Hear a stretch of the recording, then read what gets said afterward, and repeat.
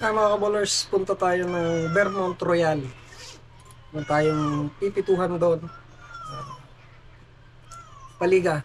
Okay? Hindi ko alam kung anong division. Basta pumunta tayo ron para lang malaman natin. So samahan niyo ako doon sa Vermont Royal sa basketball court. At yun ang vlog natin ngayon. Yung pagre-referee natin dito sa Pilipinas. For a meantime, wala tayong tutorial sa ngayon, mga basketball tutorial. So isasama ko kayo sa mga basketball court na pupuntahan ni Uncle B. So, kita-kita tayo doon sa basketball court. So yan mga kapito, at pinapakilala ko nga pala sa inyo dyan ang aking kasama na si Mr. Willie Montaliana. Siya na aking kasama dyan mga kaballers sa pagpito na yan. So yan mga kaballers, mga kapito, at nagsimula na yung laro na yan. At makikita nyo dyan ang pagpito naming dalawa. Ay mga kaballers, mga kapito. So yan ang aking kauna-unahang video dito sa Pilipinas na meron akong kasamang cameraman, kaya na i-video ko ang game na to. Ang game na yan ay nangyari dyan sa may Vermont Royal, sakop yan ng Antipolo City. Okay mga kapito, so yan, naglalaro na sila.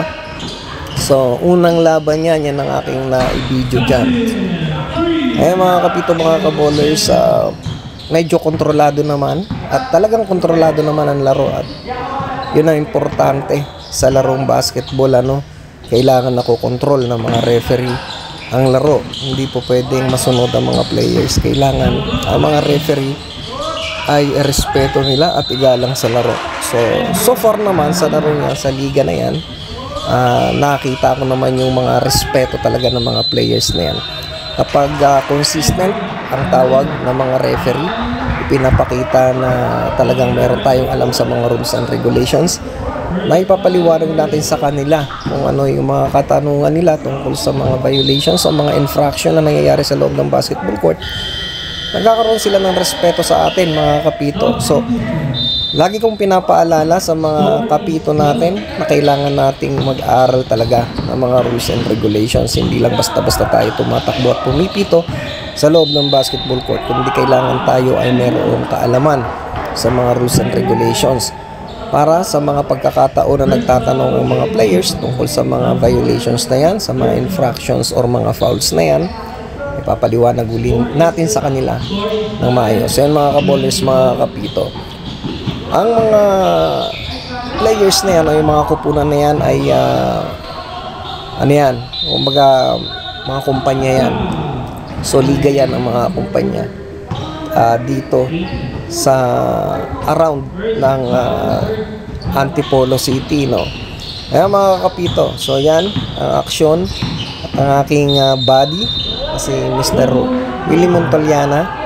Ayan, sumesenyas yan ng dribbling violation, ay kasama ko yan sa Brad Organization, okay, na sa pamumuno ni Mr. Albert Sumang. So shoutout sa iyo Mr. Albert Sumang, at sa magandang pagtanggap nyo sa akin, isang malaking kagalakan. So yan mga kaballers, mga kapito, pinapakita lang natin yung mga tamang hand signaling sa loob ng basketball court, okay? At kung paano natin pinipwesto ang ating sarili during two-man officiating, dahil dalawa lang kami dyan. Kitang-kita nyo naman yung mga action, talagang may mga contact, at tinitingnan natin ang effect bago tayo tumawag ng fouls. Ang anumang fouls na nakukomit ng isang player during the game ay kailangan makita natin ang tinatawag na illegal contact at ang effect nito sa defensive player. Okay mga kaballers, mga kapito, so yan, medyo dikit lang ang laban na yan, at na-technical dyan ng isang player na yan dahil tinakpan niya ang vision ng kanyang opponent, at natawagan ko siya ng technical foul. So syempre kailangan namin mag-huddle muna ng referee. Nagsisenyasan kami na yun ang tinawag ko, at pinaliwanag ko rin sa player na bawal takpan ng mata ng opponent during attempt, kasi yan ay isang maliwanag na technical foul. Mga kaballers, mga kapito, medyo mababait ang mga players dyan dahil meron silang rules and regulations o house rules na kapag magkaroon ng technical foul ay magmumulta ng 500 pesos. Can you imagine, 500 pesos per technical kung makakakomit ka ng technical. Kaya talagang susunod ka sa mga referees or else, nako, medyo malaki-laki at masakit-sakit na penalty abutin mo. Ayan, nagkaroon ng tinatawag na accidental foul dahil napatig niya. Hindi naman sinasadya, pero syempre natawagan pa rin natin ng foul yan dahil mayroong effect doon sa player, ano. So ayan, tuloy-tuloy pa rin ang takbuhan. At ayan si Uncle B, nandiyan dyan, nakita nyo, medyo nasa harap na ako ng cameraman ko. So ayan, at patuloy pa rin ang ating pagpito hanggang sa huli dyan, ano. At talagang exciting ang labanan na yan. Close fight lang yan. At talagang kumbaga walang gustong magpatalo. Pero mga kapito, mga kabowlers, kahit anong kahigpit ang laro, ang mga referee ay dapat consistent sa tawag, ano, walang pagbabago. At lagi ko nga sinasabi na ang mga referee, tayong mga arbitero, ay hindi tayo perfecto. Siyempre, of course, lalo't lalo na ang pituhan ay two-man officiating lang, tinatawag na 2PO, two-person officiating. Medyo marami tayong mga laps dyan dahil marami tayong mga angulo na hindi nakikita.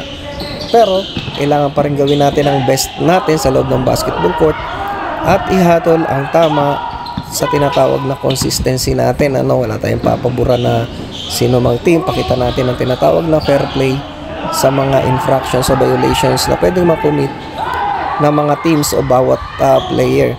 So ayan mga kabowlers, medyo mahigpitan na dyan, rat-rata na ang laro. Talagang kumbaga brasuhan na yan. At salamat sa kasama kong referee. Talagang kumbaga napupush din natin, ano, na talagang tumawag rin talaga ng maayos dahil ang dalawang referee lang ang magtutulungan sa loob ng basketball court. Wala nang iba during 2PO. At ganoon din siyempre pag 3PO. Wala nang ibang magkakampi dyan sa loob ng basketball court, kundi ang mga referees. Hindi pwedeng paghiwalayin ng mga referees, ano, dahil pag nagkaroon ng kumbaga hindi pagkakaanuhan sa mga referees dyan, magkakaroon ng problema sa mga call at nagkakaroon ng tinatawag na kapabayaan o wala ng pagtutulungan, at dyan madadali ang mga referees at magkakaroon ng bulig-ligan o pag-aangal. No, kitang-kita naman yung isang player na alam niya, no, na nakatalikod ang isang referee, medyo pinush niya at alam niya sa sarili niya na hindi makikita, pero nakita pa rin doon sa ilalim. So ayan si Mr. Willie Montaliana, no, magaling na referee, talagang veterano din sa pagtawag. Si Mr. Willie Montaliana ay taga Kogyo, Gate 2, Barangay Santa Cruz, at malapit lang sa amin, kaya napunta kami dalawa dyan sa venue na yan, at dyan kami itinalaga ng aming commissioner na si Mr. Albert Sumang. So mga kabowlers, mga kapito, at medyo patapos na yung laro na yan, ano, sa fourth quarter na, at nanalo dyan mga kapito ang mga nakaputi. So mga kabowlers, mga kapito,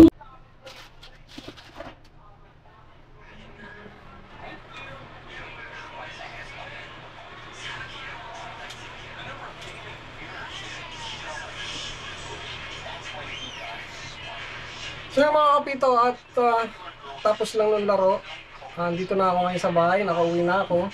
Yun ang pinituhan namin, yung nakita niyong laro din yan sa Vermont Royal, Antipolo City. Sakop pa siya ng Antipolo City. Mga bowlers, mga kapito, salamat sa pagsama sa inyo. Salamat sa pagsama niyo sa akin sa basketball court. Bago tayo magtapos, gusto ko munang i-shoutout si Mr. John Albert Escobar. Si referee John Albert Escobar, nakasama ko siya last week doon sa Kaling Sabay, Manggahan, Pasig City. Isang referee din yan, ano? So shoutout sa iyo, Brad. Mga bowlers, mga kapito, at sa lahat ng mga kapwa arbitero dyan na nanonood dito sa ating channel, shoutout sa inyong lahat. At muli, salamat sa pagsama sa akin doon sa basketball court. At dito ko natatapusin ang ating video, mga kapito, mga bowlers. Okay, lagi tayong mag-iingat sa mampanig tayo ng mundo naroon.